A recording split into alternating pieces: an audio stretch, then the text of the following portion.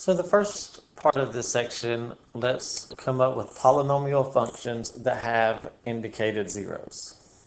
So we're told that this polynomial has these zeros.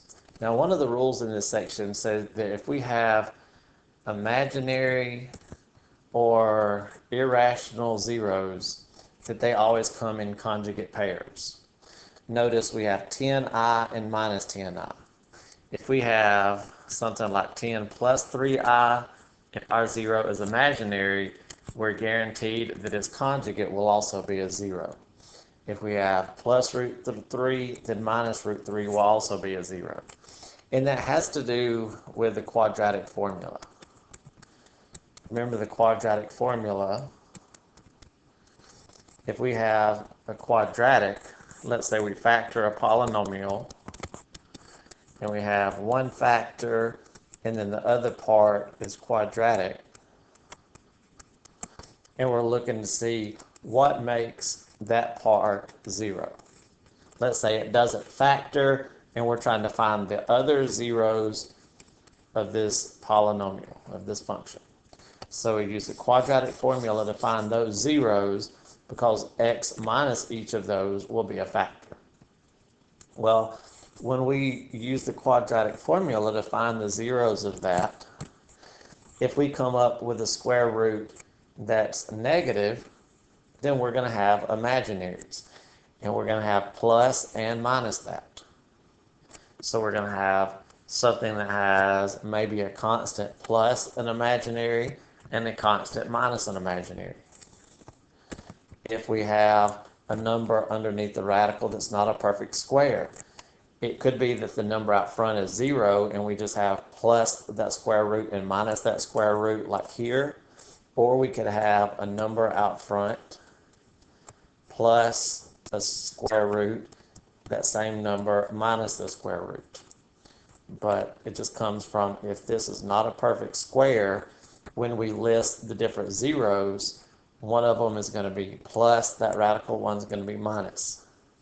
Now you might say, well, what if it is a perfect square? If it is a perfect square, they're not going to necessarily be in pairs, at least not conjugate pairs. For example, if we have 2 plus or minus the square root of 9 over 2, where the square root of 9 is 3, while we do have a plus or minus, those are like terms that can be simplified.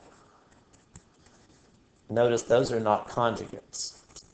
But if that square root cannot be simplified anymore, if it's either imaginary or just can't be simplified but it's positive, we're going to have the imaginary part or the radical with a plus and minus out front. But if it can be simplified down to an integer, those are not pairs. So in this one, we have these 3 zeros. So if we know what makes our polynomial 0, x minus those will be factors. So x minus 4, x minus 10i, and x minus negative 10i. Those are going to be our factors of our polynomial. So let's rewrite this one more time. So x minus 4, x minus 10i, minus a negative makes a positive, so that's x plus 10i.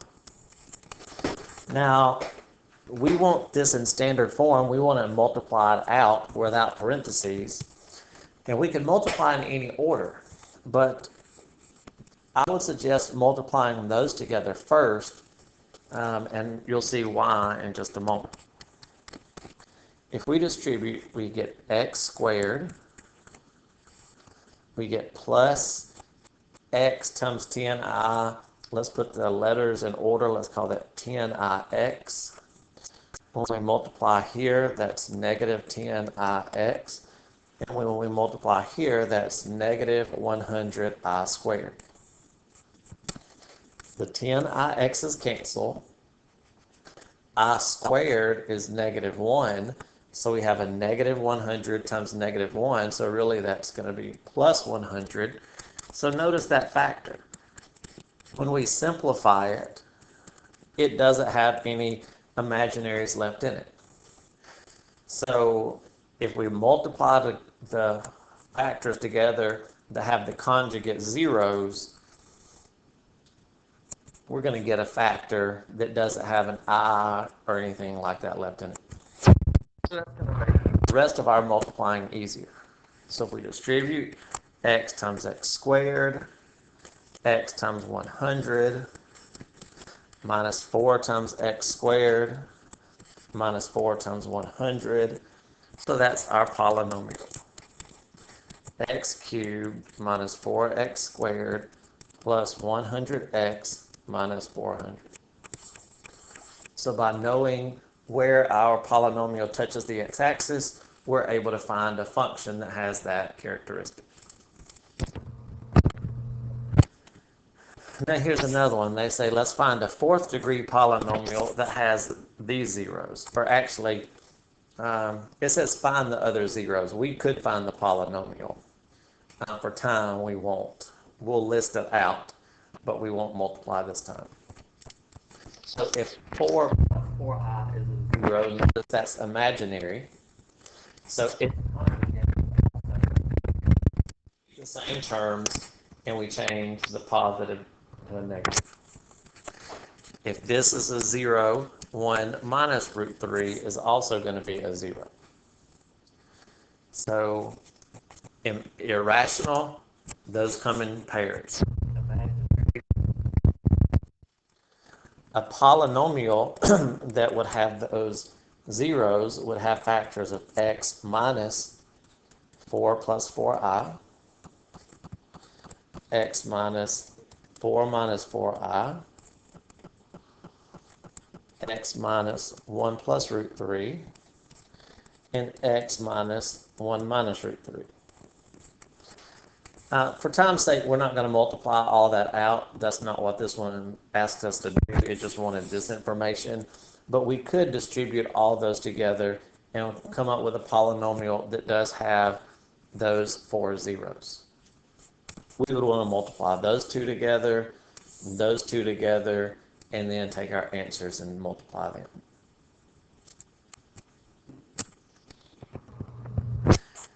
Next big part of this section is possible rational zeros, or this calls them potential rational zeros. If we have a polynomial, we can determine what the possible rational zeros are.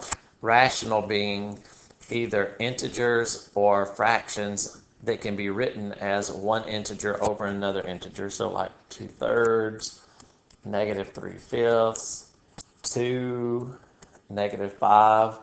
And you might say, well, why are these rational? Because we can put them over 1, and it's an integer on top, integer on bottom. So if a polynomial has zeros that are rational numbers, they will have factors.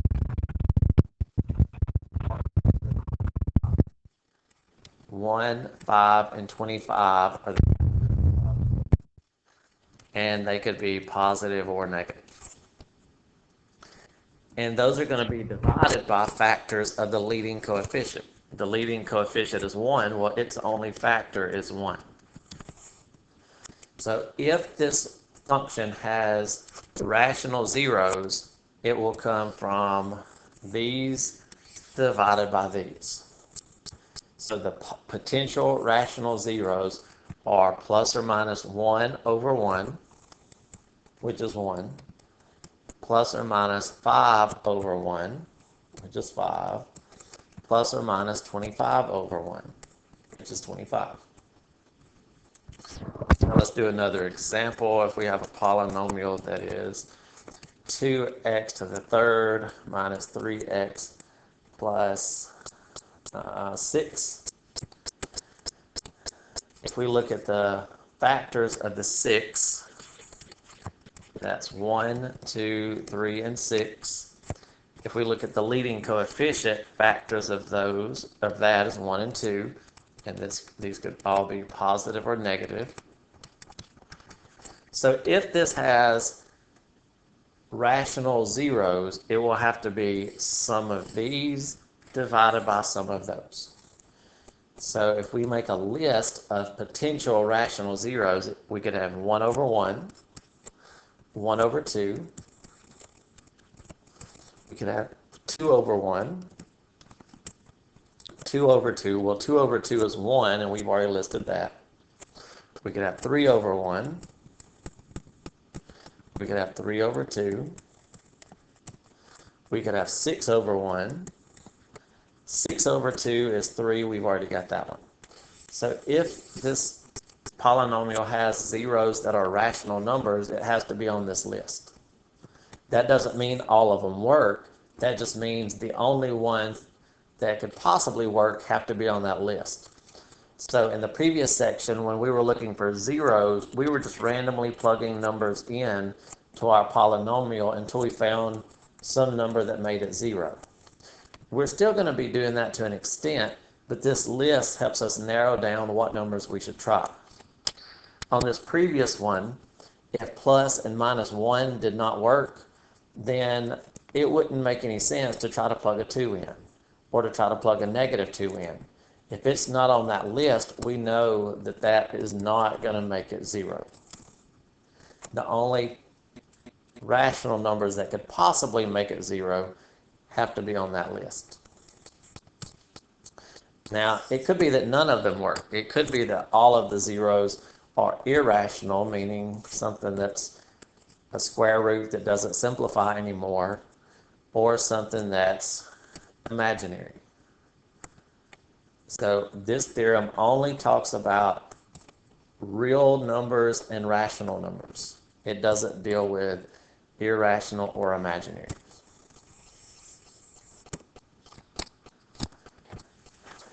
So let's do this one and then we'll go back to the other one. Let's find the rational zeros for this function, and then let's express it in terms of its linear factors, meaning that if we get down to a quadratic that doesn't factor, we still have to break it down some more based on what the zeros are.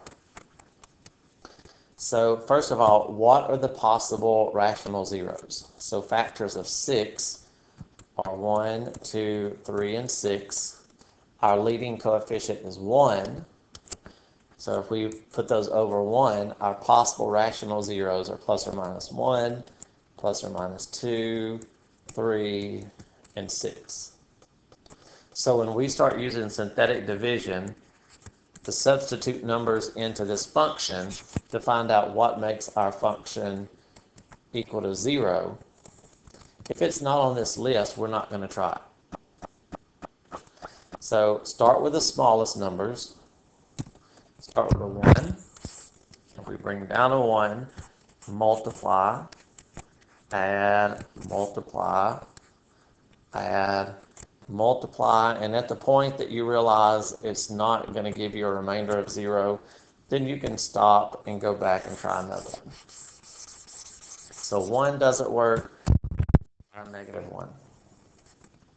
So 1, bring down, add, bring down. This is not going to work, so 1 and negative 1 don't work. So then we're going to try 2 and negative 2, or at least start with the 2. So 1, multiply, add, multiply, add. This is not going to work. It's not going to make a 0 on the end, so let's try a negative.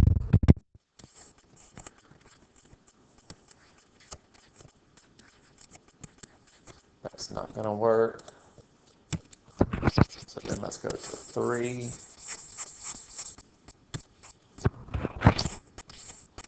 Bring down, multiply, add, multiply, add. That's not going to work because we're not going to get a 0 there. So let's try negative 3.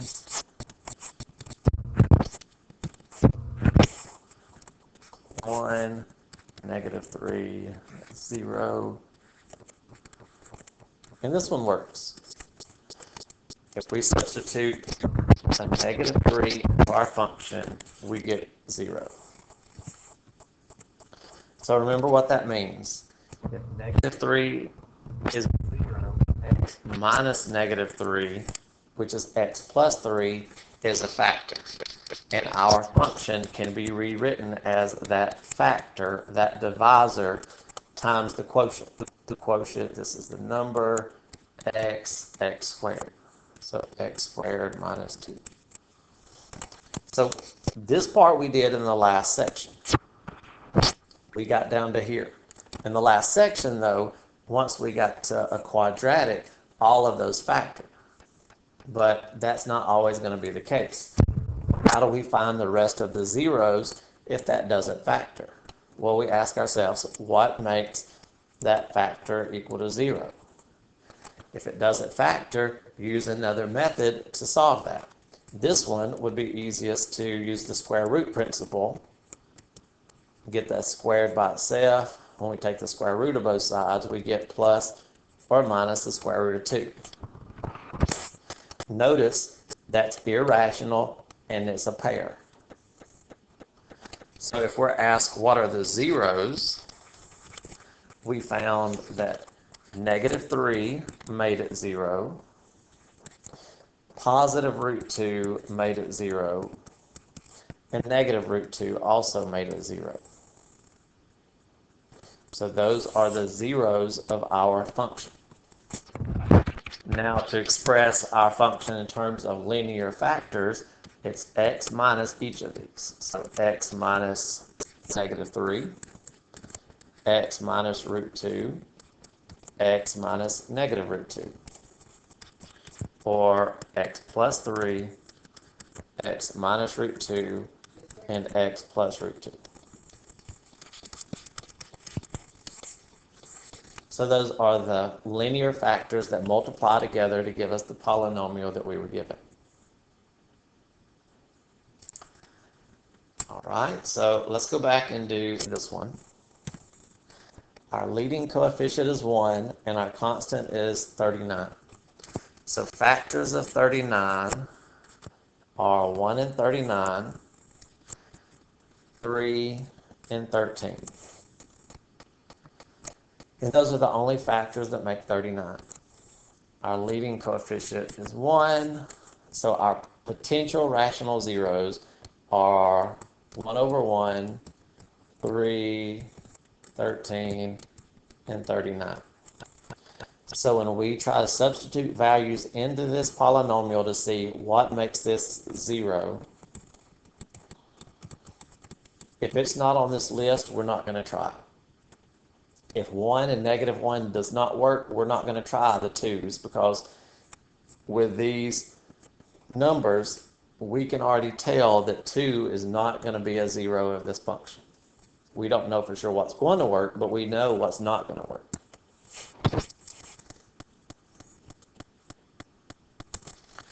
So if we go back to,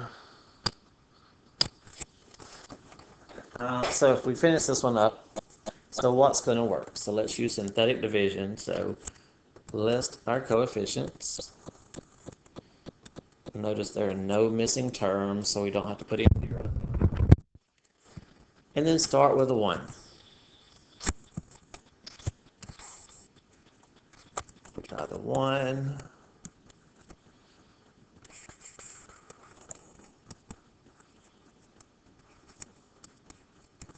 That's not going to make a 0 on the end, so we can go negative 1.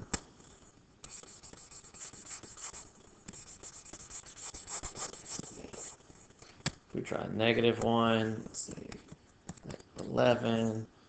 So when we multiply times the box, that's positive 11, so negative 55. So that's going to make negative times negative is positive 55. If we subtract those, different signs, we subtract them, take the sign of the bigger. If we borrow, 14 minus 5 is 9, so that's 39. Negative times negative is positive, so that works. So in this case, negative 1 is one of our zeros. 1 is not, negative 1 is. So negative 1 is a factor. So negative 1 is a 0. 1 is a factor. So we can express our function as x plus 1 times our quotient.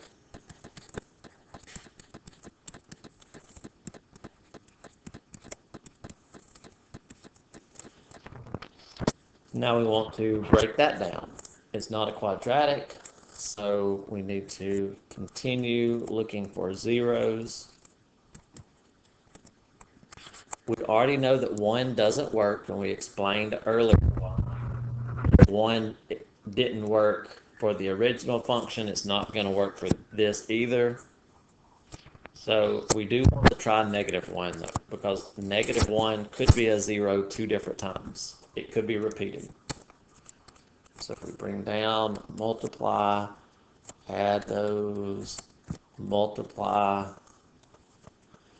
different signs, so that's going to be 3, multiply those, and that doesn't work. That doesn't. -1 is not a repeated 0. But remember, we're not going to try 2 on our list of possibilities. So now we're going to go to 3 or -3.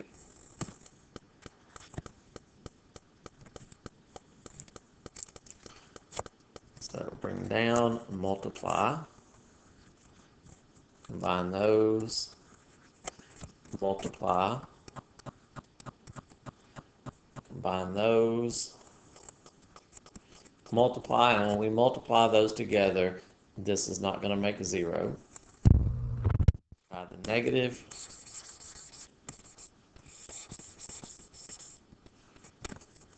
-1, -3, -14. When we multiply here, negative times negative is positive, and that should be 42.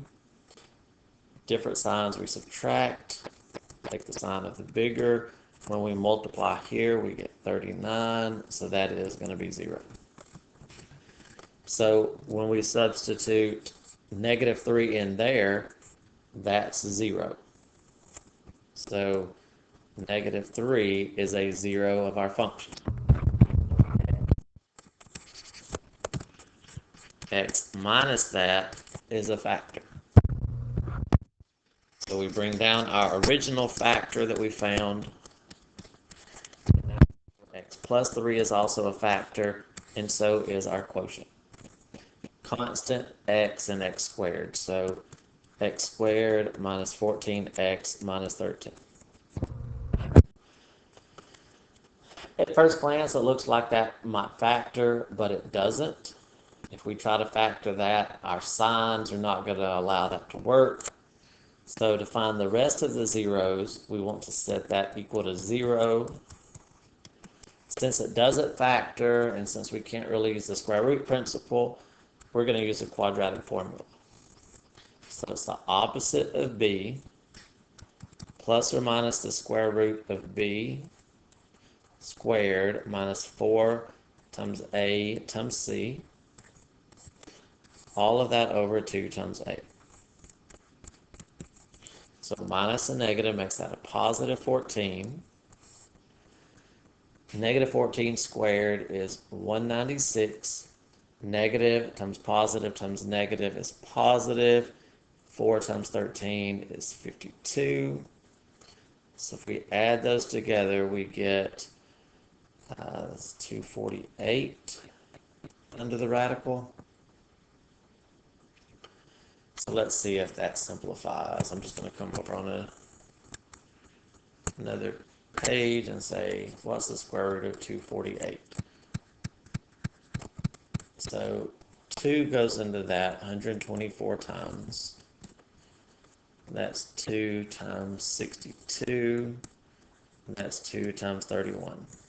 And 31's prime. So remember how square roots work. If we have the same factor twice, then that factor comes out front. If a factor only occurs once, those factors stay underneath. So since we have a pair of 2's, we can take a 2 out. Since those are just one apiece, those have to stay underneath. So that simplifies to 2 roots of 62.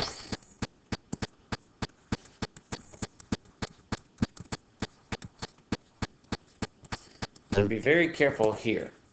We can't just cancel these 2's because this is part of a term, something being added. And we can't reduce it with a 14. So we either need to divide both terms by 2 and reduce each fraction, or we could factor out a 2 on top because we have a common factor of 2. And if we pull out their common factor, that's a factor now, and we can use factors to reduce. We can't use something that's part of a term, something that's being added or subtracted, but if it's being multiplied, we can use that to reduce. So we get that our other 0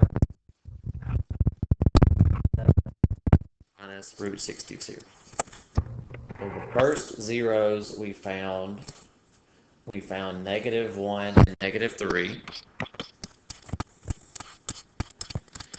And once we got to that quadratic, we found that the things that made it 0 are these. So those are our zeros. So as a product of linear factors, so let's call that,